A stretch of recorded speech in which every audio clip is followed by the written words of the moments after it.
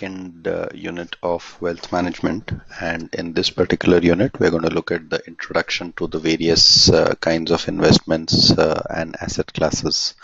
We're going to look at what kind of instruments are available through which people could save their money and also invest their money. So we're going to primarily divide this into two parts. We're going to look at what are the various saving instruments available, and then we're going to look at what are the various investment instruments available, and we're going to look at what is the difference between let's say a savings instrument and an investment instrument.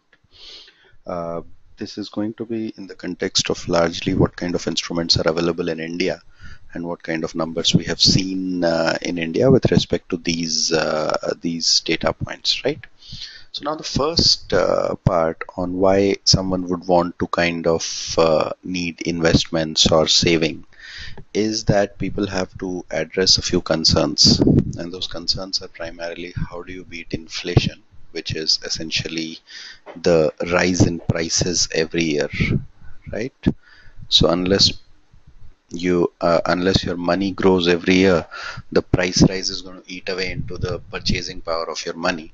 And to beat inflation, you need your money to also grow at a certain rate. So for example, if you are buying something worth 100 today and next year you're going to pay 104 for that, you need your money also to grow at least 4% so that you have 104 and you can buy the stuff, correct?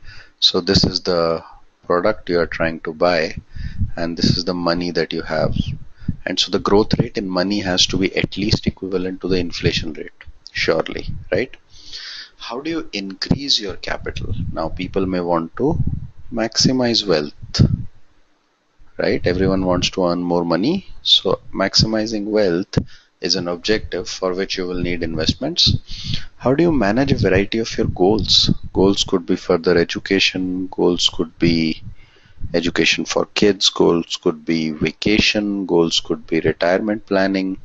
So there are a variety of goals which would be available.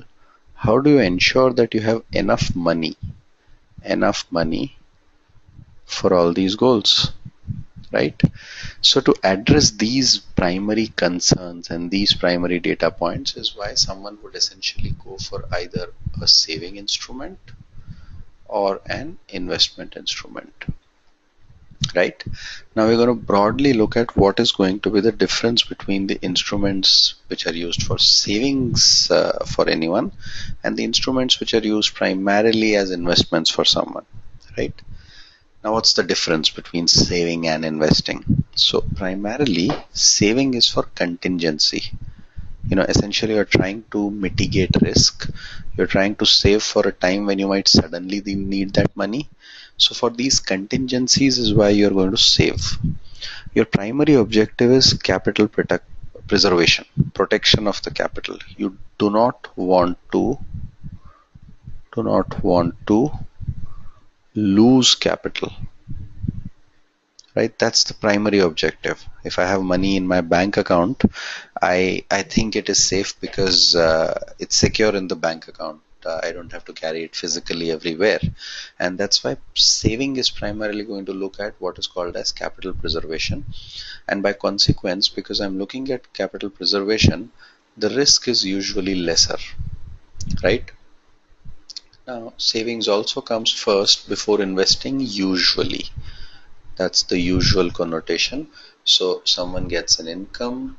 Out of the income you subtract any kind of expenses, then you have some money that is left in your account. That's automatically a saving, and from this saving you could divert some stuff towards investments. Now what is the difference between savings and investments from the investment perspective? When you're doing investing, primary objective is that you want to grow capital. You want capital appreciation, right? Now, and because you're going to grow capital, or that becomes your objective, the risk that you're taking would usually have to be more, right? So risky. Investing is typically riskier than your savings instruments that are available, right?